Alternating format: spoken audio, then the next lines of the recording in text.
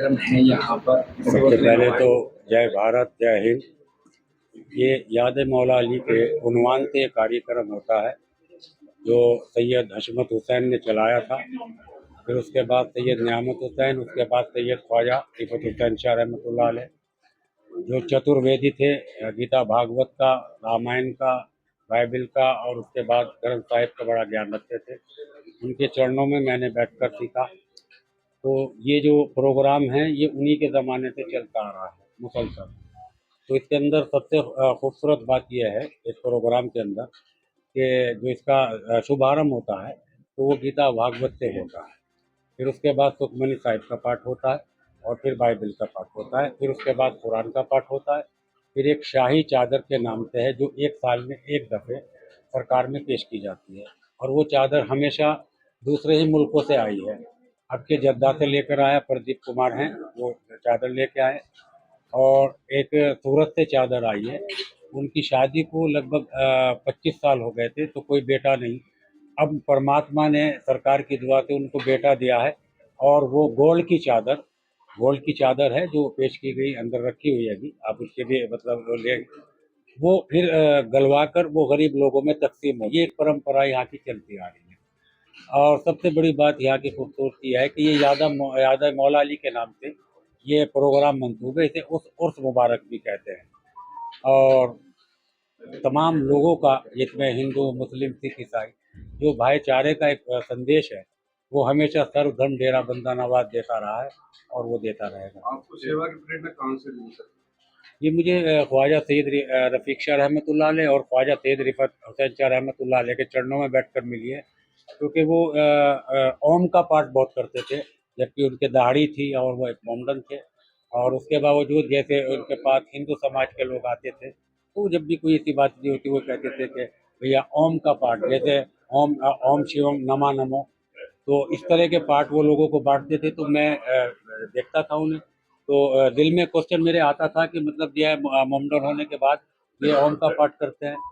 तो दिल में रहता था। तो एक दिन जो है मैं उर्स मुबारक चल रहा था तो उन्होंने मुझे बुलाया और ये कहा कि आप जो है पंडित जी के साथ बैठ जाए, ये गीता का पाठ जब होगा तो आप साथ बैठेंगे। तो मुझे थोड़ा सा अलग सा लगा, लेकिन फिर उसके बाद में मेरी समझ में आ गया। तो उन्होंने कहा कि तुम गीता को पढ़कर तो देखो, कुरान को पढ़कर देखो, ऐसे बाइबिल को पढ़कर देखो, फिर तुम्हें मालूम होगा। तो सारी चीज़ भी वहाँ मौजूद है। फिर जब मैंने पढ़ा तो काफ़ी अध्याय मैंने पढ़े हैं और मैं आज भी गीता भागवत पढ़ता रहता हूँ, रामायण, सच्ची रामायण भी पढ़ता रहता हूँ, बाइबिल भी थोड़ा बहुत पढ़ता हूँ, कुरान भी थोड़ा बहुत पढ़ता हूँ। तो फिर समझ में मुझे आया कि जितने ग्रंथ हैं वो सिर्फ एक ही को पुकार रहा है, जिसका नाम ईश्वर है, भगवान है, वाहिगुरु है, अल्लाह है। देश और दुनिया के तमाम हालात ऐसे हैं, उसके लिए आप क्या कहना चाहेंगे आम जनमानस से, ताकि अमन और अमान पूरे विश्व में बना रहे? देखिए, हमें अपनी सबसे पहली चीज़ है कि तो ईश्वर ने जो है इस इंसान को जो बनाया सबसे अच्छी मूरत बनाई है। यानी इसमें जानवर भी हैं, उन्हें भी अक्ल है कि वो अपने बच्चे भी पैदा करते हैं, उन्हें खाना भी देते हैं। लेकिन इंसान को सबसे खूबसूरत उसने अपने रूप पर बनाया है।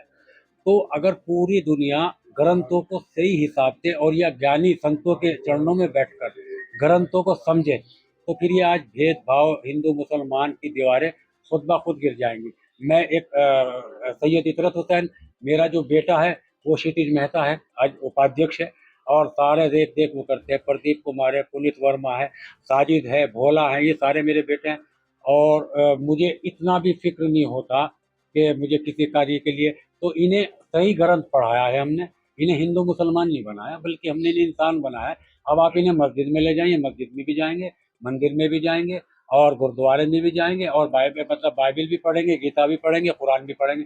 हमने इन्हें ग्रंथों को सच्चा रास्ता इन्हें बताया।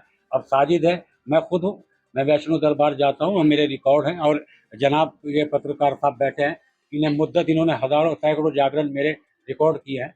मैं जागरण खुलेआम करता हूँ, खुले मंच से करता हूँ और मैं मानता हूँ, ऐसी बात नहीं। भगवान शंकर जी से लेके गुरु गोविंद सिंह महाराज जी तक मैं अपना सर नमन करता हूँ उनके चरणों में। सर, श्रद्धालु यहाँ के बोलते हैं मालिक का नूर सबकी मुश्किल दूर।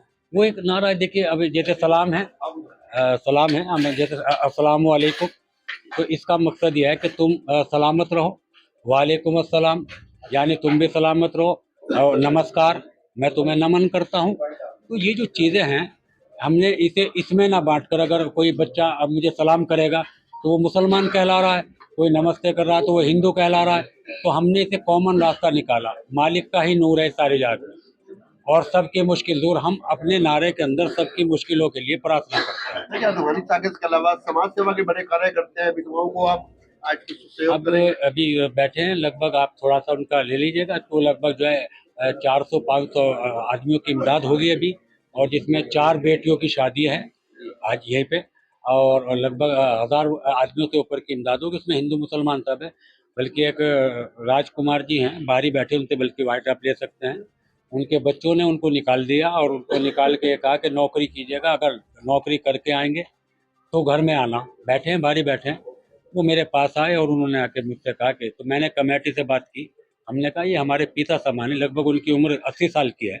मैंने कहा आप हमारे पिता हैं, आपको काम करने की कोई ज़रूरत नहीं, आप यहाँ से ले जाकर अपने बच्चों को दे दिया करें। और वो लगभग 4 साल से हमारे पास है। कल माह रमजान की मुबारकबाद देता आपको। मैं तमाम लोगों को माह रमज़ान की मुबारकबाद भी देता हूँ, पूरे देशवासियों को, और मैं प्रार्थना करता हूँ कि हमारे देश की जो संस्कृति है, जो हिंदू मुस्लिम सिख ईसाई की एक पहचान है, परमात्मा से, उस वाहेगुरु से, उस अल्लाह से यही मेरी प्रार्थना है कि हमारा देश हमेशा नज़र से बचे और एकता का पैगाम रहे, और तमाम देवी देवता पीर पैगम्बरों का आशीर्वाद हमें तमाम कायनात को मिलता रहे। यही मैं उनके चरणों में अरदास करता हूँ। अंदर लगानी है जी। ये तो सारे बड़ी पड़ी है, बाहर अंदर है चाहिए।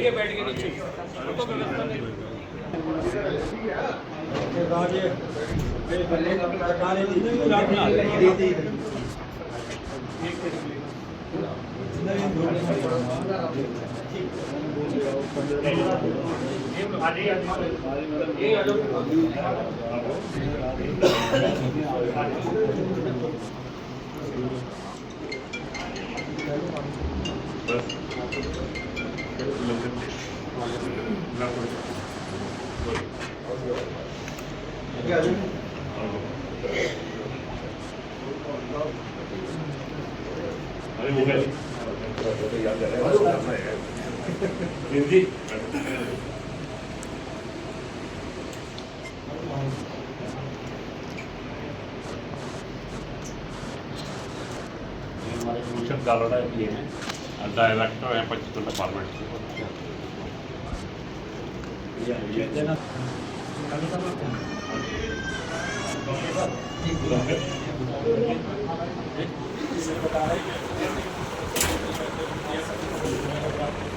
और सब बढ़िया है?